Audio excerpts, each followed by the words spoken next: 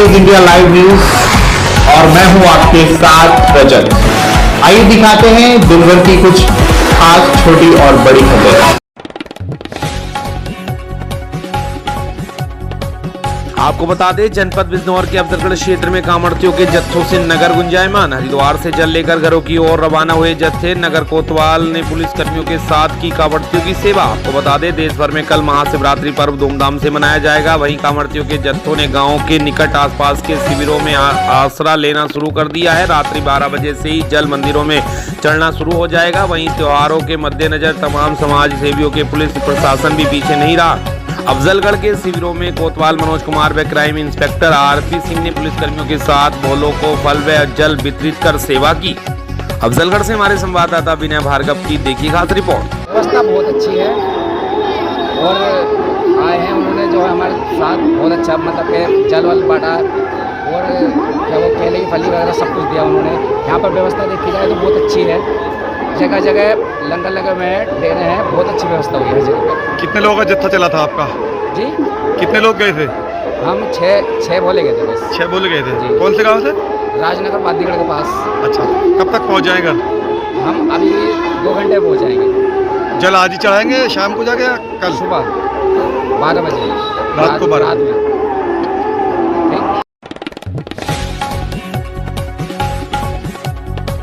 आपको बता दें, उत्तर प्रदेश के जनपद रामपुर में रात्रि गश्त में संदिग्ध व्यक्ति एवं वाहनों को किया गया चेक। जी हां, आपको बता दें, शाहबाद बुधवार को रात्रि गश्त के दौरान अतिरिक्त निरीक्षक राकेश कुमार सिंह द्वारा नगर के मुख्य चौराहों पर संदिग्ध व्यक्ति व वाहनों के खिलाफ चेकिंग अभियान चलाया गया। इस दौरान उन्होंने यातायात जागरूकता को लेकर मोटरसाइकिल वाहन चालकों को जागरूक किया एवं 2 पहिया वाहनों को हेलमेट व 4 पहिया वाहनों को सीट बेल्ट लगाने की हिदायत दी। साथ ही उन्होंने यातायात व्यवस्था बिगाड़ने वाले लोगों को जमकर फटकार लगाई।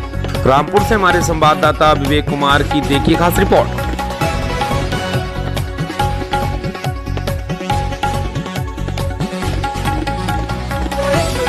बता दें, वहीं खुशीनगर विकासखंड दुदई के जंगल नौगावा के खलवा टोला के प्राथमिक विद्यालय में निर्माणाधीन अतिरिक्त कक्ष में प्रयोग की जा रही सामग्रियों की गुणवत्ता की जांच बेसिक शिक्षा विभाग के निर्माण समन्वयक गौरव पांडे ने की। जांच के दौरान कंपोजिट ग्रांट संबंधित अभिलेख न मिलने, किचन तथा हैंड वॉश में कमी पाए जाने पर नोटिस व कार्रवाई की चेतावनी दी है। जांच के दौरान खंड शिक्षा अधिकारी अजय कुमार तिवारी, प्रधानाचार्य रवि सिंह सहित विद्यालय के सभी शिक्षक मौजूद रहे। कुशीनगर से हमारे संवाददाता अबुल अंसारी की देखिए खास रिपोर्ट।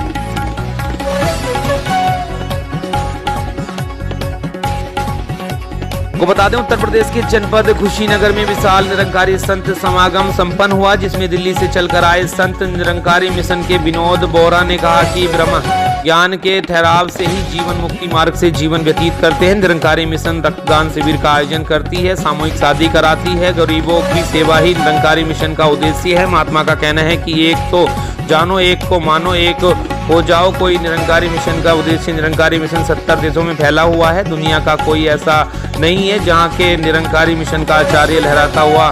कुशीनगर में हर साल की तरह 17 फरवरी को निरंकारी मिशन का विशाल सत्संग प्रोग्राम होता है, जिसमें 5-6 जिलों से निरंकारी भक्त कुशीनगर आकर सत्संग का आनंद उठाते हैं, जिसमें कुशीनगर के विधायक PN पाठक व कुशीनगर के जोनल इंचार्ज कमलेश मणि त्रिपाठी, इतिहास सेवा दल के भाई बहन महात्मा उपस्थित रहे। कुशीनगर से हमारे संवाददाता मोहन वर्मा की देखिए खास रिपोर्ट।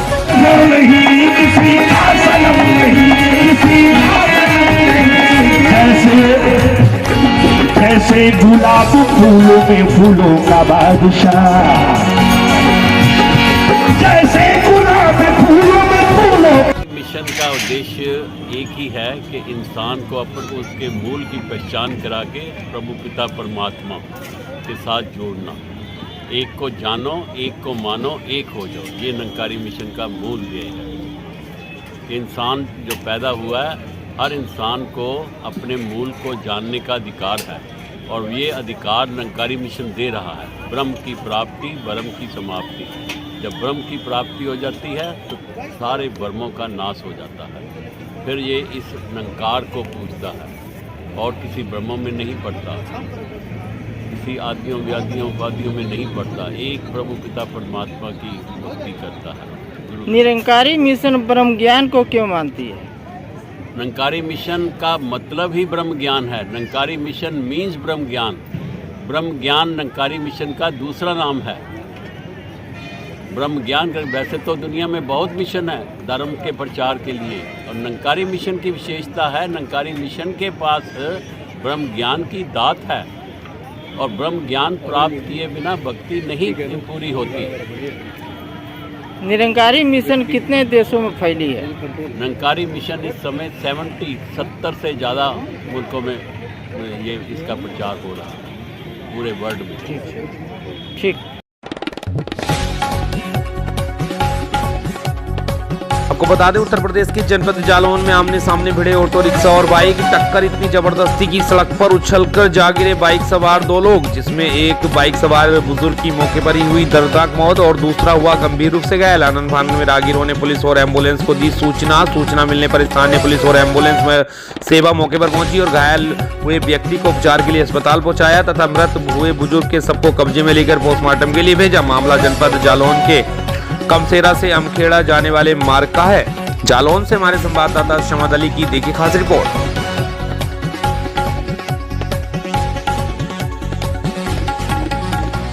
बता दें वहीं झांसी के मौरानीपुर कोतवाली क्षेत्र में एक युवक को युवती और उसके साथियों द्वारा फोन पर बात कर उसे एकांत में बुलाकर बंधक बनाने और उसे दुष्कर्म के मामले में फंसाने की धमकी देकर 5 लाख रुपए की मांग करने का मामला सामने आया है, जिसे पीड़ित द्वारा पुलिस से शिकायत करते हुए कानूनी कार्रवाई किए जाने की मांग की गई है। वहीं पुलिस ने तहरीर के आधार पर उक्त लोगों के विरुद्ध संबंधित धाराओं में मामला दर्ज कार्रवाई शुरू कर दी है।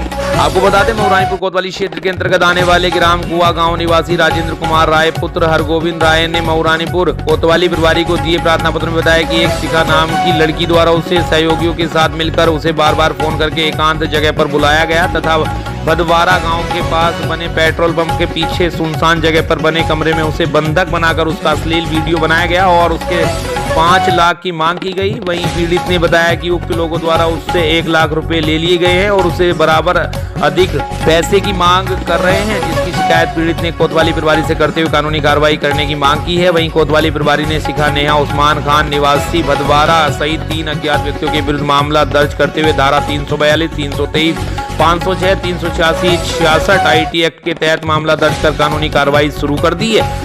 कोतवाली मौरानीपुर क्षेत्र से हमारे संवाददाता समद अली की देखी खास रिपोर्ट। लोगों ने मुझे ब्लैकमेलिंग करा जी, जिसके संबंध में मैंने थाना प्रभारी को एप्लीकेशन दिया है, जिसमें हमसे पैसे डिमांड किए गए जी, 1.5 लाख रुपए मांगे गए, जिसमें 1 लाख रुपए उनके पास पहुंच चुके थे जी, उस्मान खान के द्वारा जी, और 50,000 दूसरे दिन उनको देने की बात हुई। जी, दूसरे दिन 50,000 देने आए जी, तो वो फिर उन्हें सूचना हो गई कि पुलिस को जानकारी है, तो वो तो पकड़ में नहीं आएंगे। जी। उस्मान को ले उसने संबंध में जी, पकड़ा जी, तो उस्मान के मोबाइल से उसके लेडीज़ की फ़ोटो बरामद हुई, जिससे उनका संबंध जाहिर है। जी, अब उस्मान को ऊपर जी, हमने उस्मान का नाम खुल के उसमें मुकदमा लिखा है और बाकी टीम अभी पकड़ी के बाहर है। कौन कौन पकड़ा है अभी पुलिस की तरफ से? अभी खाली उस्मान का नाम पकड़ लिया है। किस बात को लेकर ब्लैकमेल किया जा रहा था आपको? ये सर हमको इनके द्वारा हमारा डेटा इनको लड़की को दिया गया, जिसने मुझे फ़ोन लगाया।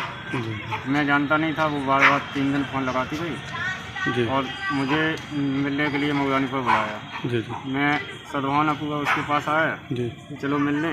कौन है ये? 3 दिन से फ़ोन लगा रही। तो मैं पहुंचा तो वो बाइक पर बैठ गई, जी, तो बोली जल्दी आगे बढ़ाओ, भदरवा साइड ले चलो, नहीं तो मैं चिल्ला दूँगी यहाँ पे। तो मैं भदरवा साइड ले गया। वहाँ पे एक नहर के पास में खेत में एक मकान बना था, वहाँ ले जाकर के 3-4 लोग पहले से थे वहाँ पे। उन लोगों ने घसीट के मुझे अंदर कर दिया और हम लोगों के साथ हमारे साथ गलत किया। वहाँ पे मारा पीटा मुझे और धमकी देकर के गलत वीडियो बनाया, उसी में ब्लैकमेलिंग करने लगी।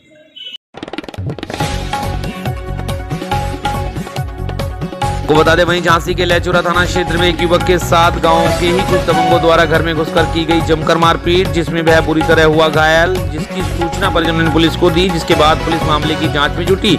वहीं उक्त घटना पुरानी रंजिश के चलते बताई जा रही है। आपको बता दें जानकारी के अनुसार लहचौरा थाना क्षेत्र के ग्राम बमोरी की रहने वाली जयंती देवी ने बताया कि विगत रात्रि वह और उसका परिवार एक शादी समारोह में काम करने गया हुआ था तथा उसका पति घर पर अकेला था। इसी दौरान गांव के ही कुछ लोग पुरानी रंजिश के चलते उसके घर में घुस गए और पति के साथ गाली गलौज करते हुए मारपीट करने लगे, जिससे वह बुरी तरह घायल हो गया और रात भर उसका पति घायल अवस्था में पड़ा रहा। सुबह जब परिजन घर पहुंचे तो अचेत अवस्था में पड़े भास्कर कुशवाहा को देखकर सबके होश उड़ गए, जिसके बाद परिजनों ने घटना की सूचना लहचूरा थाना प्रभारी को दी। वहीं पुलिस ने मामले को संज्ञान में लेकर पीड़ित को प्राथमिक उपचार के लिए मऊरानीपुर को भेजा है। वहीं परिजनों ने पुलिस को प्रार्थना पत्र देकर कानूनी कार्रवाई किए जाने की मांग की है। झांसी से हमारे संवाददाता समद अली की देखी खास रिपोर्ट। उन दोनों भाइयों ने बहुत मारा, घर पर कोई नहीं था। हमारी बात को लेके मारा, पता नहीं वो कब से रंजिश है उन लोगों को। किस बात की रंजिश मानते हैं? वो छोटे छोटे बच्चे थे, हमारे स्कूल में पढ़ते थे। बोले मेरे बच्चे को ने चिट्ठी लिखी है गलत, उनको अभी हिंदी लिखना आती नहीं, जब से वो रंजिश में। कहाँ मारा है तुम्हारे? हमारे सर में मारा है, नाकों मारपीट की है, जूता भूसा।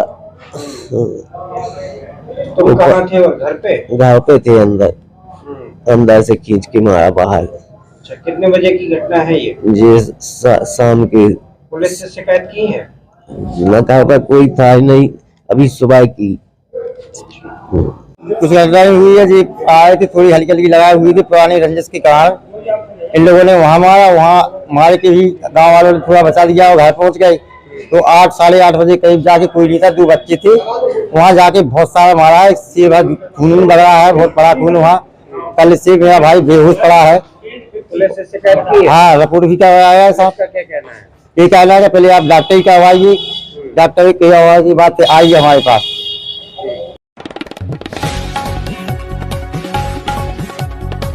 आपको बता दें, वहीं झांसी में सुबह चाय पीने निकले आदमी को नहीं पता था कि यह चाय उसकी आखिरी चाय बन जाएगी। उसकी मौत की वजह भी यही चाय होगी। यह हादसा हुआ खोखे पर चाय पी रहे 39 वर्षीय मजदूर के साथ, जिसे तेज रफ्तार बोलेरो कार ने रौंद डाला, जिसमें मौके पर ही उसकी दर्दनाक मौत हो गई। आपको बता दें, हादसा झांसी के ललितपुर हाईवे पर स्थित राजगढ़ के पास हुआ। बताया गया है कि कानपुर के बर्रा विश्व बैंक कॉलोनी निवासी संतोष पांडे मजदूरी करता था। सुबह वह सड़क किनारे रखे खोखे पर अपने साथी को लेकर चाय पीने आया था। वह चाय पी रहा था, तभी ललितपुर की ओर से तेज रफ्तार में आ रही बोलेरो कार बेकाबू हो गई और चाय पी रहे संतोष को बुरी तरह रौंद डाला। उसका साथी व एक अन्य भी घायल हो गया। मौके पर पहुंची पुलिस ने घायलों को अस्पताल भिजवाया, लेकिन तब तक संतोष की मौत हो चुकी थी। पुलिस ने बोलेरो को कब्जे में ले लिया है, जबकि चालक फरार हो गया। हादसे की वजह सड़क के दोनों ओर अतिक्रमण बताया जा रहा है। झांसी से हमारे संवाददाता समद अली की देखी खास रिपोर्ट।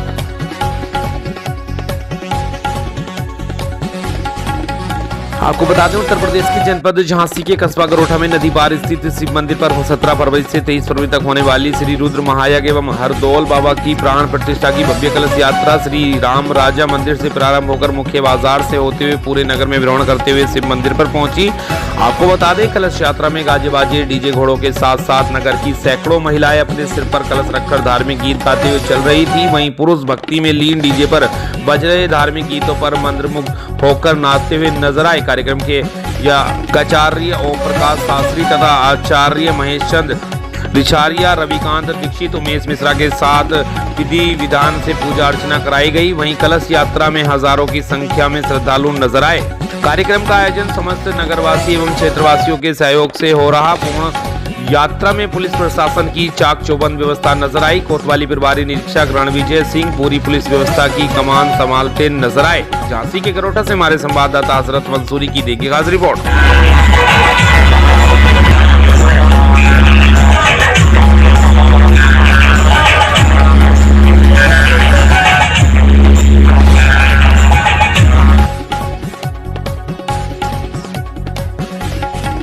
आपको बता दें, उत्तर प्रदेश के सिद्धार्थनगर से इस वक्त की खबर, जहां एक गरीब परिवार समय से अपनी बच्ची की फीस न जमा कर पाने से प्रधानाध्यापक द्वारा प्रवेश पत्र नहीं दिया गया, जिससे छात्रा परीक्षा से वंचित हो गई। पूरा मामला सदर तहसील के बाल शिक्षा सदन इंदिरा नगर विद्यालय का है, जहां कक्षा 10 की छात्रा जिसका नाम एमन है, छात्रा पेपर देना चाहती थी, लेकिन प्रवेश पत्र न मिलने से परीक्षा से वंचित रह गई। आपको बताते चले कि कल से यूपी बोर्ड की परीक्षाएं चालू हो गई है। एक तरफ जहां सरकार परीक्षा को लेकर लाख कोशिशें क्यों ना कर ले, लेकिन यहाँ तो सरकार की मंशाओं को जिम्मेदार पानी फेरने में एक भी कसर नहीं छोड़ रहे हैं। सरकार द्वारा बेटी बचाओ बेटी पढ़ाओ के स्लोगन को तार तार करता दिख रहा प्रशासन। जहां एक तरफ बेटियों के भविष्य को लेकर सरकार इतनी योजनाएं चला रही है, तो वहीं सिद्धार्थनगर जिले के बाल शिक्षा सदन के प्रबंधक ने एक हाई स्कूल की छात्रा ने फीस नहीं जमा कर पाई तो प्रवेश पत्र देने से इनकार कर दिया और पेपर से वंचित हो गई। छात्रा के पिता ने आरोप लगाते हुए बताया कि पूरी फीस जमा न होने के कारण प्रवेश पत्र नहीं दिया गया। वहीं छात्रा ने बताया कि मेरे पिता ई रिक्शा चालक हैं और फीस नहीं जमा कर पाए थे, जिससे कई बार स्कूल गए और प्रवेश पत्र लेने का प्रयास किया गया, लेकिन फीस जमा न होने के कारण प्रवेश पत्र नहीं दिया गया। वहीं जिले में दौरे पर आए प्रभारी मंत्री AK शर्मा से जब इस बारे में सवाल किया गया तो जवाब देने से बचते नजर आए और यह सवाल जिले के आला अधिकारी से बात करने की कोशिश की गई तो कैमरे पर बोलने से कतराते लगे। सवाल अब यह उठता है कि इस मामले को लेकर प्रशासन क्या कार्रवाई करेगा या फिर ऐसे स्कूल अपनी मनमानी ही करते रहेंगे, यह तो आने वाला समय ही बताएगा। सिद्धार्थनगर से हमारे संवाददाता नियामतुल्लाह की देखिए खास रिपोर्ट।